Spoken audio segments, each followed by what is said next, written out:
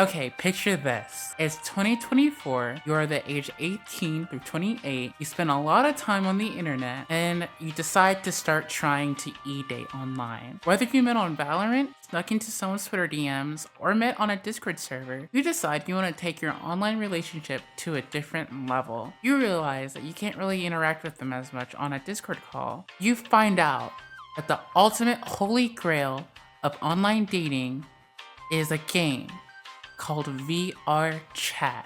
You ultimately convince your little Discord kitten to buy a VR headset to potentially maybe participate in some, sexually explicit acts on VRChat.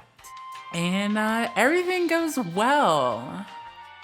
Until they decide to leave you for a person with a cuter sounding voice than you. At the end of your very intimate 1-week relationship, you end up discovering that you really liked having that virtual, intimate 1-week relationship, and you want to up your game. The question stands, how much does it cost to be an e-slut online?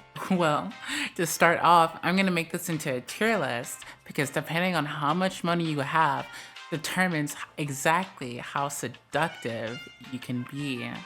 Starting off with the bottom tier, we have the people with only a PC and no headset at all. To be honest, in VRChat, there's only so much you can do with your voice. The saying, action speaks louder than words, is very much true when it comes to VRChat. It's also important to note that the cost of your PC is an important baseline for everything you choose to buy.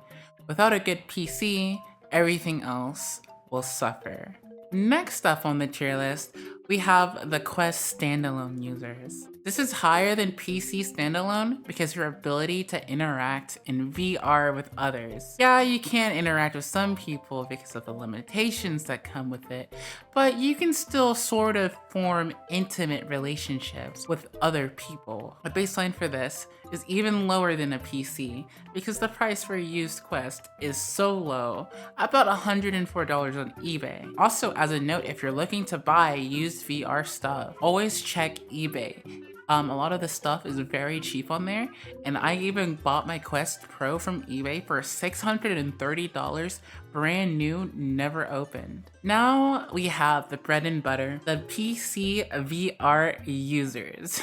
This is where a lot of people stop buying things for VR. The main benefit of a PC versus Quest is that you're able to see every avatar in their best form. This is important because when you are searching for more relationships in VRChat, you're now able to see their super hot and sexy avatars. Now, the price ranges from affordable to super expensive. Your VRChat experience is directly affected by your PC performance, so I recommend that you spend more on your computer than your actual headset. For the specs, I recommend buying something with at least 32 gigs of RAM, 16 gigabytes of VRAM, and a good CPU.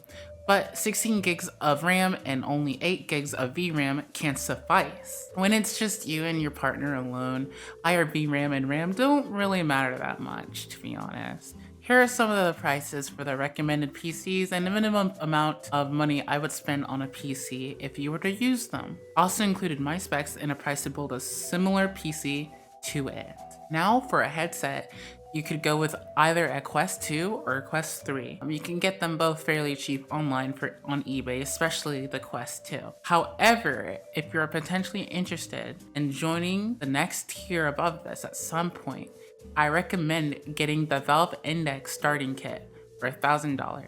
It makes the next stage cheaper in the long run. Full body tracking allows you to have full control over your lower body, including your legs. This allows you to do some very interesting things. If you bought an Index, the only thing you'll need is the Vive Trackers, which run about $100 to $50 a piece new, or around $100 on eBay used. If you didn't, you will also need base stations, which are $200 each, and I recommend buying 2 of them. So for this next tier, this is for all my Twitch, VRChat Twitch streamers out there. This is a huge selling point if you advertise it correctly. I personally do it. Face tracking. It's a luxury that many people will not even know you have unless you explicitly tell them. Now your partner can tell if you're looking at some hot Now your partner can tell if you're eyeing the other girl while you're having a conversation with them. Price-wise, it makes the absolute sense to buy a Quest Pro that comes with face and eye tracking. I got mine for $630 new on eBay. Now, for this last part, this last tier, beware, there is no returning once you go this far. Once you go down this rabbit hole, you completely abandon all hope of IRL dating. This is the epitome of ERP. The haptic accessories, including the vest, feet, face, and arms, give haptic feedback when someone touches you. Now you don't have to fake your reactions when someone touches you inappropriately by surprise. This is overkill and absolutely not needed by VRChat streamers, so if you are one, I don't recommend this. Expect to pay about $1,400 to, feel someone giving you a hug online. Let's tally up the most optimal VRChat setup.